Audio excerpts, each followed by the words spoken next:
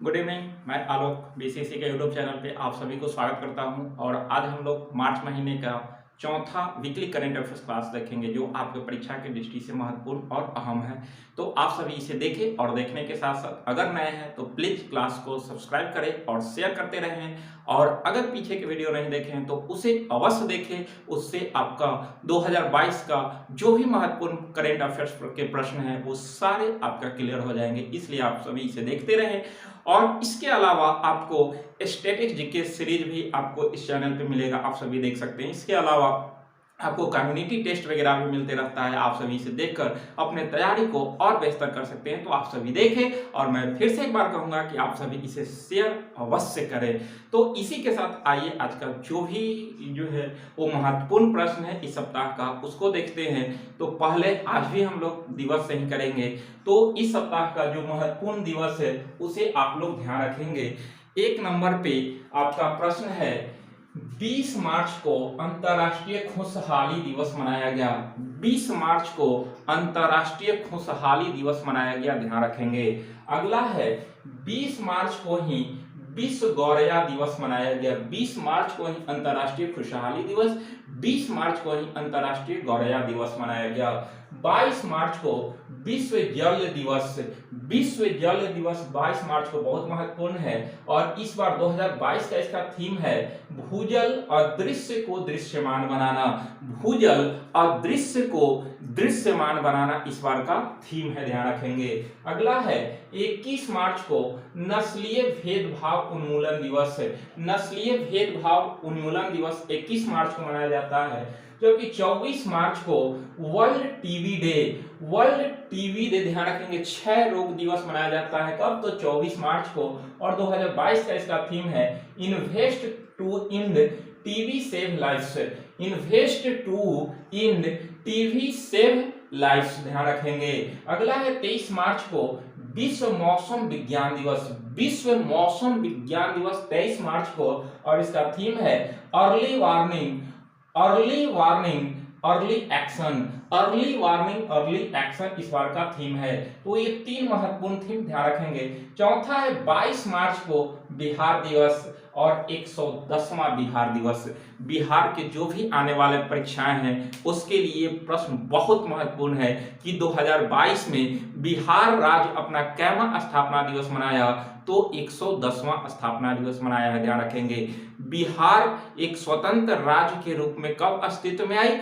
तो 22 मार्च 1912 ईस्वी को आई थी, ध्यान रखिएगा। उस समय बिहार को बंगाल से विभाजन कर एक अलग राज्य एवं प्रांत की दर्जा दिया गया था। तो अभी 2022 में हम बिहार की 110वां स्थापना दिवस मनाए हैं और इस बार का इसका थीम है जल जीवन हरियाली। तो नीतीश जी की सरकार जो है वो जल जीवन हरियाली के तरफ ही चलती है, तो इस बार का थीम भी जल जीवन हरियाली, ध्यान रखेंगे। अगला है 24 मार्च को असम राइफल्स का 187वां स्थापना दिवस मनाया गया। असम राइफल्स, जिसे पूर्वोत्तर का प्रहरी कहा जाता है, इसकी 187वां स्थापना दिवस मनाया गया 24 मार्च को। 1885 में इसकी कछावर लेवी के नाम से स्थापना हुआ था, ध्यान रखेंगे। 1885 में 1917 में इसका नाम असम राइफल्स किया गया था। इसका मुख्यालय शिलांग के अंदर है। प्रदीप चंद्र नायर जो है इसके हेड हैं और इसे पूर्वोत्तर का प्रहरी कहा जाता है, ध्यान रखेंगे। तो इस तरह से इस सप्ताह की जो भी आपका दिवस से संबंधित थे वो सारे प्रश्न और ये सारों के सारे जो महत्वपूर्ण प्रश्न है आप सभी इसे नोट डाउन करेंगे। अगला है नियुक्तियां। तो इस सप्ताह का मुख्य नियुक्तियां है 5 राज्यों के मुख्यमंत्री का शपथ ग्रहण और राज्यपाल ने उन्हें नियुक्त किया, क्योंकि मुख्यमंत्री की चुनाव नहीं होती है, मुख्यमंत्री की नियुक्ति किया जाता है और मुख्यमंत्री की नियुक्ति उस राज्य के राज्यपाल के द्वारा किया जाता है। तो उसी से संबंधित हम लोग देख लेते हैं। एक नंबर में उत्तर प्रदेश। तो उत्तर प्रदेश के सीएम योगी आदित्यनाथ हुए। आप लोग जो है इससे पहले के वीडियो में हम बता चुके हैं कि 5 राज्यों का जो चुनाव हुआ, किस राज्य में किस पार्टी को कितना सीट मिला, कौन बहुमत में आए, ये सारे पीछे वाले वीडियो में हमने बताया है। तो आप सभी उसे देखकर उसे क्लियर करें, हम यहाँ सिर्फ मुख्यमंत्री ही बताएंगे। तो यूपी में, उत्तर प्रदेश में योगी आदित्यनाथ मुख्यमंत्री बने और ये अपना दूसरा कार्यकाल में बने हैं। सबसे महत्वपूर्ण बात है कि बहुत बहुत वर्षों के बाद लगातार दूसरी बार कोई मुख्यमंत्री बना तो योगी आदित्यनाथ है। ये उत्तर प्रदेश के 22वें मुख्यमंत्री बने हैं योगी आदित्यनाथ। जबकि डिप्टी सीएम उप मुख्यमंत्री दो लोग बने, केशव प्रसाद मौर्य और ब्रजेश पाठक। केशव प्रसाद मौर्य दूसरी बार उस राज्य के डिप्टी सीएम बने हैं, जबकि ब्रजेश पाठक को पहली बार नियुक्ति मिला। ये दिनेश शर्मा के जगह पर ब्रजेश पाठक को मुख्यमंत्री बनाया गया। तो इस तरह से ध्यान रखें। जबकि केशव प्रसाद मौर्य जो है वो अपना सीट से चुनाव हार चुके हैं, फिर भी इन्हें बनाया गया है क्या, डिप्टी सीएम। कहां का, उत्तर प्रदेश का, और ये विधान परिषद से चुनकर आएंगे फिर से। तो इन्होंने शपथ कहां लिया, तो लखनऊ के इकाना स्टेडियम, अटल बिहारी इकाना स्टेडियम है लखनऊ में, वहीं पर जो है भव्य शपथ ग्रहण समारोह हुआ था। तो ध्यान रखेंगे। इनको शपथ किसने दिलाया, तो उस राज्य यानी कि उत्तर प्रदेश के राज्यपाल आनंदीबेन पटेल के द्वारा इन लोगों को शपथ दिलाया गया है। ध्यान रखेंगे। तो इस तरह से उत्तर प्रदेश। उत्तराखंड के मुख्यमंत्री हुए पुष्कर सिंह धामी, और ये सबसे महत्वपूर्ण है कि ये मुख्यमंत्री तो बने, लेकिन हुआ क्या कि ये अपने सीट से चुनाव हार चुके हैं। मुख्यमंत्री थे और जो है अपने विधानसभा क्षेत्र से चुनाव हार चुके हैं। इनका विधानसभा था खटीमा सीट से ये चुनाव हार चुके हैं। ध्यान रखेंगे। और 12वें मुख्यमंत्री के तौर पे उत्तराखंड के मुख्यमंत्री पद की शपथ लिया है। हालांकि आप जानते हैं कि कोई भी व्यक्ति मुख्यमंत्री या मंत्री बन सकता है, लेकिन 6 माह के अंदर उसे सदन का सदस्य बनना अनिवार्य होता है। यानी कि जिस राज्य में विधान परिषद है तो वहां तो विधान परिषद से चुनकर आ जाएंगे, लेकिन जिस राज्य में विधानसभा नहीं होगा तो वहां पे ये होता है कि किसी भी सीट को जो है खाली करवा कर वहां से फिर से चुनाव करवा लिया जाता है, और उसके माध्यम से वो फिर जो है वो विधानसभा के सदस्य बन जाते हैं। कुछ ही महीनों पहले आप देखे थे कि आपका पश्चिम बंगाल में ममता बनर्जी अपनी विधानसभा सीट से चुनाव हार गई थी। उसके बाद फिर से जो है वो अपना दूसरे जगह से एक सीट खाली करवा कर जो है वहां से चुनाव हुआ, और उसके बाद फिर से जो है विधानसभा की सदस्य बनी थी। तो उसी तरह से पुष्कर सिंह धामी भी अपने विधानसभा सीट से चुनाव हारे, और फिर भी जो है वो 12वें मुख्यमंत्री के तौर पर इन्होंने शपथ लिया है। ध्यान रखिएगा। इनको शपथ दिलाया वहां के राज्यपाल गुरमीत सिंह है, लेफ्टिनेंट जनरल है गुरमीत सिंह, इन्हीं के द्वारा इन्हें शपथ दिलाया गया। ध्यान रखेंगे। ये खटीमा सीट से चुनाव आ रहे हैं। अगला है गोवा के मुख्यमंत्री बने प्रमोद सावंत। अभी गोवा में जो है 40 विधानसभा सीटें हैं, जिसमें बीजेपी 20 सीटें जीती थी और 2 जो है समर्थन लेकर अपना सरकार बनाए हैं। ये 13वें मुख्यमंत्री बने हैं। ध्यान रखेंगे। प्रमोद सावंत गोवा के 13वें मुख्यमंत्री, और इनको शपथ दिलाया वहां के राज्यपाल श्रीधरन पिल्लई के द्वारा। अगला है मणिपुर। तो मणिपुर के सीएम बने हैं एन बीरेन सिंह, और ये मणिपुर के 12वें मुख्यमंत्री बने। मणिपुर के 12वें मुख्यमंत्री बने एन बीरेन सिंह, और इन्हें शपथ दिलाया एन गणेशन। तो ये आप चारों राज्य देखे, यहाँ पर बीजेपी की सरकार बनी। और 5वां पहले भी हम बता चुके हैं कि पंजाब में भगवंत मान पंजाब के 17वें मुख्यमंत्री बने, और इन्हें बनवारी लाल पुरोहित जो वहां के राज्यपाल हैं इन्होंने शपथ दिलाया। और ये भगवंत मान आम आदमी पार्टी के हैं, जिन्होंने 117 पंजाब विधानसभा में जो है वो आपका 92 सीट जो है आम आदमी पार्टी जीतकर भगवंत मान को मुख्यमंत्री बनाया गया है। ध्यान रखेंगे। ये पहले जो है वो लोकसभा के सदस्य थे। अगला है खेल से संबंधित। तो ध्यान रखेंगे खेल में कि 250 वनडे विकेट लेने वाली विश्व की फर्स्ट महिला खिलाड़ी, विश्व की पहली महिला खिलाड़ी जिसने 250 वनडे विकेट ली है, तो ऐसा करने वाली खिलाड़ी बनी है। ध्यान रखेंगे झूलन गोस्वामी 250 वनडे विकेट लेने वाली विश्व की पहला खिलाड़ी बनी है। अगला है कि फीफा 2022 का स्पॉन्सर किसे चुना गया, तो फीफा 2022 का स्पॉन्सर बायजूस को चुना गया, जो कि फर्स्ट इंडियन कंपनी है। ध्यान रखेंगे।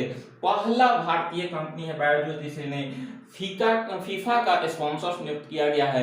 और फीफा विश्व कप 2022 जो है वो कतर में होने वाला है। ध्यान रखेंगे। कतर की राजधानी दोहा में इसका आयोजन किया जाएगा, तो ये ध्यान रखेंगे। अगला है कि विक्टर एक्सेल्सन जो है वो all India open badminton championship 2022 में मेंस सिंगल्स खिताब जीता है। All India open badminton championship 2022 में मेंस सिंगल्स का खिताब जीता है, और इसका आयोजन बर्किंघम के अंदर किया गया था। ध्यान रखेंगे। तो इस तरह से आज के महत्वपूर्ण, इस सप्ताह के महत्वपूर्ण खेल से संबंधित प्रश्न था, तो आप ध्यान रखेंगे। तो 3 टॉपिक हमने देखा, दिवस, नियुक्तियां और खेल। अब आते हैं कुछ अन्य प्रश्नों की ओर। तो बात करते हैं 2022 का पहला तूफान 2022 का पहला तूफान है कौन? अश्नी, और इसका नाम श्रीलंका के द्वारा दिया गया और ये बंगाल की खाड़ी में उत्पन्न हुई है, ध्यान रखेंगे। निम्न वायुदाब के कारण जो है अश्नी आपका बंगाल की खाड़ी में बना और इसका नाम श्रीलंका के द्वारा दिया गया, ध्यान रखेंगे। क्यों? क्योंकि ये 2022 का पहला चक्रवाती तूफान है और इससे प्रभावित क्षेत्र कौन बना? तो अंडमान निकोबार द्वीप समूह बना है। अगला है कि गल्फ निवेश समिट। गल्फ निवेश समिट का आयोजन श्रीनगर में किया गया, जिसका मुख्य उद्देश्य है कि निवेश के अवसर को और बढ़ावा देने के लिए आपका श्रीनगर में गल्फ निवेश समिट का आयोजन किया गया। अगला है कि भारत का पहला पेपरलेस विधानसभा, भारत का पहला पेपरलेस विधानसभा कौन बना? तो नागालैंड बना है, ध्यान रखिएगा। पहला पेपरलेस विधानसभा नागालैंड बना। अब वहां पर कोई भी जो है वो आपका पेश करना हो तो वो जो है पेपर पे नहीं अपना टैब के माध्यम से पढ़ सकते हैं या फिर पेश कर सकते हैं। तो पहला विधानसभा नागालैंड बना, ध्यान रखें, बहुत महत्वपूर्ण है। ये किसके कार्यक्रम? तो नेवा कार्यक्रम है, नेशनल इलेक्ट्रॉनिक विधानसभा ऐप। नेशनल इलेक्ट्रॉनिक विधानसभा ऐप कार्यक्रम के तहत ये आपका जो है वो पेपरलेस विधानसभा बना है। अगला है कि वन उत्पादन का नया ब्रांड है, अदावी ब्रांड। वन उत्पादन का नया ब्रांड है, ध्यान रखेंगे, अदावी ब्रांड। इसे केरल के द्वारा लॉन्च किया गया है। अगला है कि Bharat broadband network limited BBNL का विलय BSNL में किया गया, BSNL में किया गया। अब इसके जो है नेटवर्क का और विस्तार होंगे। इसके ऊपर जो है वो कर्ज की काफी बोझ थी, जिसके लेकर इसे का जो है BSNL के साथ जो है विलय कर दिया गया। अगला है कि कोविड का नया वेरिएंट आया है, जो BA.1 और BA.2 यानी कि BA पार्ट 1 और BA पार्ट 2। तो इस तरह से इजराइल में तो कोविड का नया वेरिएंट जो है वो आते जा रहा है। पहले ओमिक्रॉन आया, तो डेल्टा आया, तो इसी तरह से अब जो है BA.1 और BA.2 जो कोविड का नया वेरिएंट है और ये इजराइल में देखा गया है, ध्यान रखिएगा।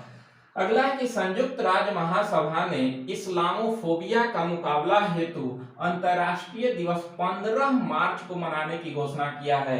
यानी कि संयुक्त राष्ट्र महासभा के द्वारा इस्लामोफोबिया के लेकर एक इंटरनेशनल दिवस की घोषणा किया 15 मार्च को। हालांकि इस पे भारत अपना प्रतिक्रिया दिया है कि किसी खास जो है धर्म या जाति के संबंध में जो है ये दिवस शुरू करना, ये इसके लिए भारत अपना खेद व्यक्त किया है। तो इस तरह से ध्यान रखेंगे 15 मार्च को इस्लामोफोबिया के मुकाबला हेतु एक अंतर्राष्ट्रीय दिवस की घोषणा आपका संयुक्त राष्ट्र महासभा के द्वारा किया गया है। अगला है कि भारतीय तटरक्षक पोत है जिसका नाम सक्षम है, इसे गोवा में कमीशन किया गया है, गोवा से कमीशन किया गया, ध्यान रखिएगा सक्षम को।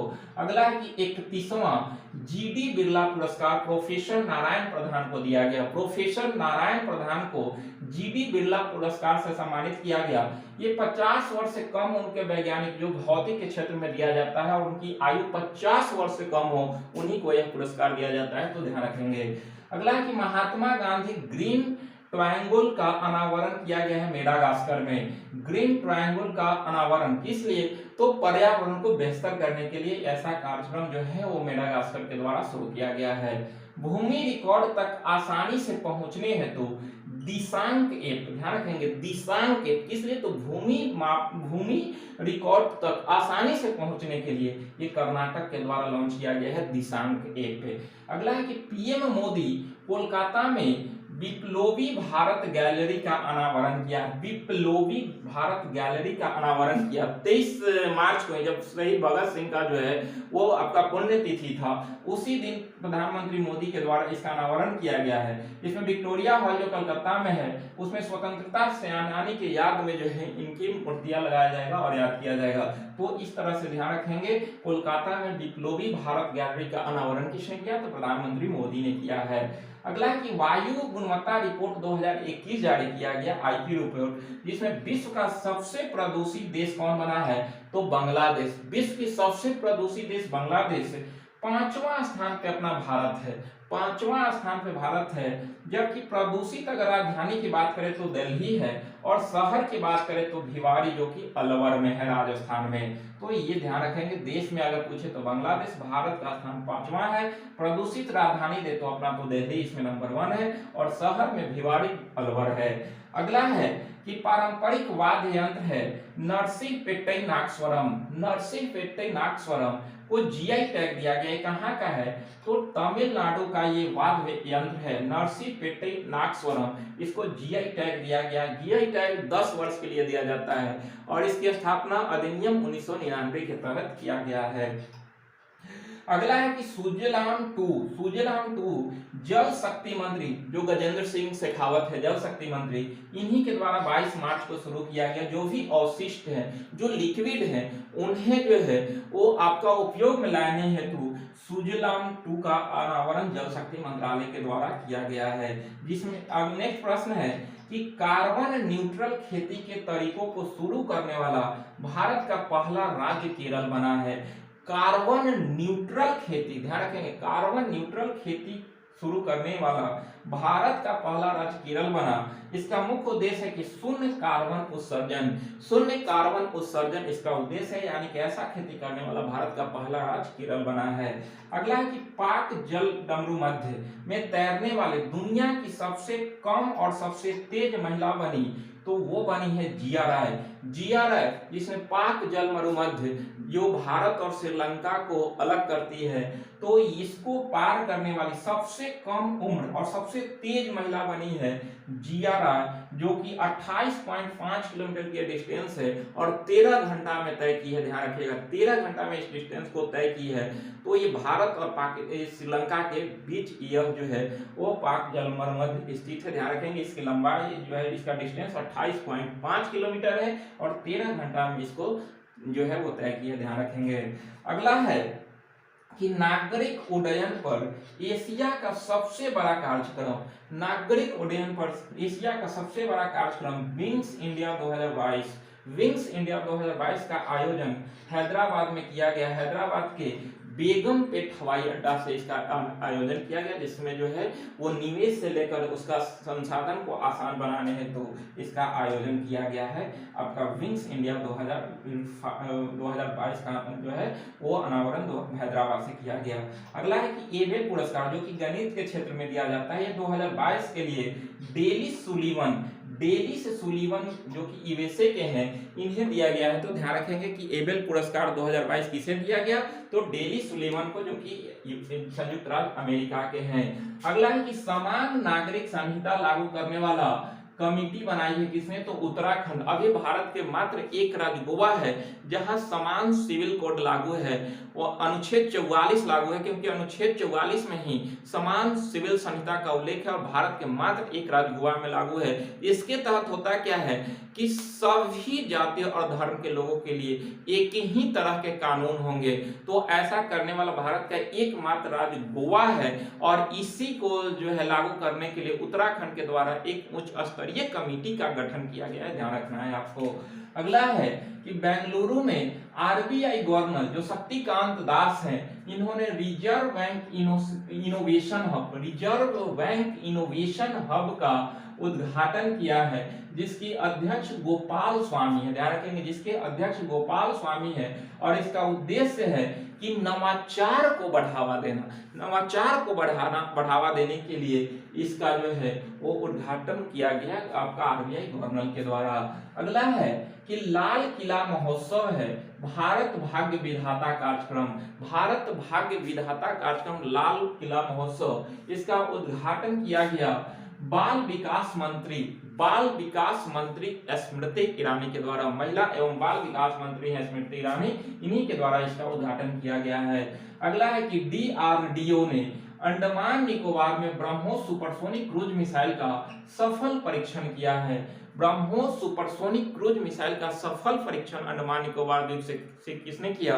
तो डीआरडीओ के द्वारा किया गया। अगला है कि नीति आयोग, जिसकी स्थापना आपका 1 जनवरी 2015 को हुआ था, ये योजना आयोग का स्थान लिया था। इसके द्वारा एक निर्यात तत्परता सूचकांक 2021 जारी किया गया। इसमें पहला स्थान गुजरात का और दूसरा स्थान महाराष्ट्र का है। अगर हम निर्यात की बात करें तो गुजरात जो है वो समुद्र तटीय राज्य है, फिर महाराष्ट्र है, तो यहाँ से निर्यात के मामले में तो ये बिल्कुल जो है वो नंबर 1 राज्य रहेंगे। तो ध्यान रखेंगे, इसमें पहला स्थान पे गुजरात और सेकंड स्थान पे महाराष्ट्र है। अगला है कि डोल उत्सव, ये पश्चिम बंगाल में मनाया गया, होली के दिन जो है यहाँ पे डोल उत्सव मनाया जाता है, तो ध्यान रखेंगे पश्चिम बंगाल। अगला है कि प्रदूषणकारी वस्तुओं के आयात पर विश्व का फर्स्ट CO2 उत्सर्जन शुल्क लगाने का फैसला लिया है। यानी कि प्रदूषणकारी जो भी वस्तु है उसके आयात पर CO2 उत्सर्जन शुल्क लगाने वाला विश्व का पहला देश कौन बना है, पहला संस्था, तो ये यूरोपियन यूनियन जिसकी मुख्यालय ब्रुसेल्स में है, और इसमें टोटल 27 देश और 29 जो है आपका जो यूरो मुद्रा को अपनाते हैं वो देश आ जाते हैं। तो इस तरह से आपका ऐसा लागू करने वाला विश्व का पहला संस्था जो बना यूरोपियन यूनियन बना, ध्यान रखेंगे। अगला है कि दुनिया का सबसे अमीर व्यक्ति एलन मस्क बने हैं। स्पेस एक्स के एलन मस्क दुनिया के सबसे अमीर व्यक्ति, जबकि दूसरा सबसे अमीर व्यक्ति अमेजन के CEO बने हैं, ध्यान रखेंगे। और इसमें टॉप 10 में 9वें स्थान पर भारत के मुकेश अंबानी रहे हैं, ध्यान रखना है। 9वां सबसे अमीर व्यक्ति विश्व में मुकेश अंबानी हैं। अगला है कि वर्ल्ड हैप्पीनेस रिपोर्ट 2022 जारी किया गया, इसमें पहला स्थान फिनलैंड का है। विश्व खुशहाली रिपोर्ट 2022 में पहला स्थान फिनलैंड का है। भारत का स्थान इसमें 136वां है, और अंतिम में आपका सबसे लास्ट अफगानिस्तान है, ध्यान रखेंगे। अगला है कि मालदीव सरकार सुरेश रैना को स्पोर्ट्स आइकन पुरस्कार से सम्मानित किया। तो किस भारतीय खिलाड़ी को स्पोर्ट्स आइकन से मालदीव के द्वारा सम्मानित किया गया, तो सुरेश रैना को। अगला है केवलादेव राष्ट्रीय उद्यान जो कि राजस्थान के अंदर स्थित है, इसने अफ्रीका का एक बोमा तकनीकी है उसका उपयोग किया है। बोमा तकनीकी, ये आपका ऐसे केवलादेव उद्यान हिरन के लिए फेमस है। अगर हिरन को एक जगह से दूसरी जगह ले जाना हो तो उसी के लिए बोमा तकनीकी का उपयोग किया गया, जिसके तहत बना दिया जाता है एक जो है गली के जैसा, इसी में हिरन प्रवेश करते हैं, और उसी के तहत जो है वो जो गाड़ी लगा रहता है उसमें जो है वो चारा वगैरह या फिर घास वगैरह रखा रहता है, इसी के बहाने उसमें प्रवेश करते हैं, उसके बाद उसी के माध्यम से वहां से ले जाया जाता है। तो इस तरह से ध्यान रखेंगे कि बोमा तकनीकी का उपयोग करने वाला भारत का कौन सा राष्ट्रीय उद्यान है, तो केवलादेव राष्ट्रीय उद्यान है। अगला है कि NITI Aayog women transforming India award से 75 महिलाओं को सम्मानित किया गया। 75 महिलाओं, ध्यान रखेंगे। NITI Aayog women transforming India award के तहत टोटल 75 महिला को सम्मानित किया, जिसमें महिलाओं के योगदान है, तो यानी कि जो भी महिलाएं जो है वो अपना सक्षम और मजबूती के लिए योगदान प्रस्तुत की, इसी के लिए इन्हें सम्मानित किया गया। अगला है कि वाणिज्य मंत्रालय द्वारा जारी आंकड़ों के अनुसार वस्तुओं के निर्यात 2021-22 में से मार्च 2022 तक 37% की वृद्धि, यानी कि 2021-22 में अगर देखा जाए तो मार्च 2021 तक जो है निर्यात में कितना की वृद्धि हुआ है, तो 37% की वृद्धि हुआ है, जो अभी तक का सबसे जो है वो बड़ा रिकॉर्ड रहा है, जिसमें आपका देखा जाए तो 400.8 अरब डॉलर पहुंच गया है भारत का निर्यात, और यही आपका 2021 वित्त वर्ष में 292 बिलियन डॉलर था। तो इस तरह से जो है ऐसा करने जो है पहली बार हुआ कि 400 प्लस अरब डॉलर जो है वो भारत का निर्यात पहुंचा है, किस वित्त वर्ष में, तो 21-22 में। और अगर वृद्धि देखा जाए पिछले वर्ष की तुलना में तो 37% की वृद्धि दर्ज की गई है। अगला है कि लामीतीय 2022 एक संयुक्त सैन्य अभ्यास है जो भारत और सेशल्स के बीच हिंद महासागर में संपन्न हुआ। भारत और सेशल्स के बीच हिंद महासागर में लामीतीय 2022 है। सुरक्षा कवच है, सुरक्षा कवच 2, ये भारतीय सेना और महाराष्ट्र पुलिस के द्वारा पुणे में, महाराष्ट्र पुलिस और भारतीय सेना पुणे में सुरक्षा कवच 2 संपन्न किए हैं। कोल्ड रिस्पॉन्स 2022 जो है वो अभ्यास नाटो का अभ्यास है, ध्यान रखेंगे, जो नाटो अभी चर्चा में, जिसकी स्थापना 1949 ईस्वी में हुआ। यूरोपियन सभी देश जो है इसके लगभग सदस्य हैं नाटो के। इसका आयोजन नॉर्वे में किया जाएगा। अगला है किंजल, काफी चर्चा में रहा, जो कि रूस का सुपरसोनिक क्रूज मिसाइल है, ये चर्चा में रहा है किंजल। तो ध्यान रखें किंजल क्या, तो सुपरसोनिक क्रूज मिसाइल है, और इसने इसका प्रयोग जो है वो यूक्रेन पर किया, क्योंकि अभी जो है वो रूस और यूक्रेन के बीच अभी युद्ध जारी है। अगला है कि दुस्तलिक प्रशिक्षण अभ्यास ये भारत और उज्बेकिस्तान के बीच है। इसका आयोजन उज्बेकिस्तान में ही किया गया है। दोस्तलिक प्रशिक्षण अभ्यास भारत और उज्बेकिस्तान। अगला है कि ब्रिक्स टीका अनुसंधान एवं विकास केंद्र का शुभारंभ। ब्रिक्स, जो भी ब्रिक्स में देश आते हैं वो सभी के लेकर जो है वो टीका अनुसंधान एवं विकास केंद्र का शुभारंभ किसने किया है? तो भारत के जो स्वास्थ्य मंत्री हैं मनसुख मंडाविया, उन्हीं के द्वारा इसका जो है वो शुभारंभ किया गया है। अगला है कि साई राष्ट्रीय उत्कृष्टता केंद्र। साई राष्ट्रीय उत्कृष्टता केंद्र क्या है? तो ये बाइकिंग और बाईसाइकिलिंग मोटोक्रॉस के लिए स्थापित किया गया, यानी कि पर्वतीय क्षेत्र में जो है वो बाईसाइकिल या फिर जो है वो बाइकिंग करने के लिए जो है ये आपका साई राष्ट्रीय उत्कृष्टता केंद्र का स्थापना किया गया, जिसे प्रशिक्षण दिया जाएगा। और इसका जो है वो कहाँ पर स्थापित हुआ है? तो शिमला में, ध्यान रखेंगे, शिमला। अगला है कि रूसी पत्रकार दामित्री मुराटोव, इन्हें जो है शांति का नोबेल पुरस्कार 2021 में दिया गया था। और इन्होंने क्या किया है? रूस के पत्रकार हैं, ध्यान रखिएगा, दामित्री मुराटोव, और इन्होंने यूक्रेन के शरणार्थियों, जो भी अभी रूस के द्वारा यूक्रेन पे हमला है तो बहुत सारे लोग वहां से दूसरे देश में पलायन कर रहे हैं, तो वो शरणार्थी कहलाते हैं। तो उन्हीं के लिए अपना 2021 का जो शांति का नोबेल पुरस्कार पदक था उसे जो है वो दान करने का निर्णय लिया है, ध्यान रखिएगा। कौन? तो रूसी पत्रकार है दामित्री मुराटोव। अगला है कि एशले बार्टी, जो कि ऑस्ट्रेलिया के हैं और ये टेनिस खिलाड़ी, इन्होंने संन्यास की घोषणा किया। हालांकि जो है अभी हाल ही में आप देखें कि 2022 का पहला जो है वो विंबलडन हुआ था, ये ऑस्ट्रेलिया विंबलडन, जिसमें महिला की ओर से एशले बार्टी ने ही जो है वो अपना सिंगल्स खिताब हासिल की थी। तो इस तरह से इस वीक का जो भी करेंट अफेयर्स का महत्वपूर्ण प्रश्न थे उसको हमने बताया, आप सभी देखें। और फिर से मैं एक बार कहूंगा कि पीछे का भी वीडियो आप देखते रहें, इससे आपकी तैयारी और बेहतर होते रहेंगे। आपको जब समय मिले आप इसको जो है रिवाइज करके देखते रहें, इससे आपकी बेहतर तैयारी होगी, आपकी परीक्षा में बेहतर प्रदर्शन होगा और आप परीक्षा में सफल होंगे। तो आप सभी देखें और देखने के साथ साथ प्लीज आप सभी क्लास को लाइक, सब्सक्राइब और शेयर अवश्य करें। तो मिलते हैं नेक्स्ट वीडियो में। आप सभी को बहुत बहुत धन्यवाद।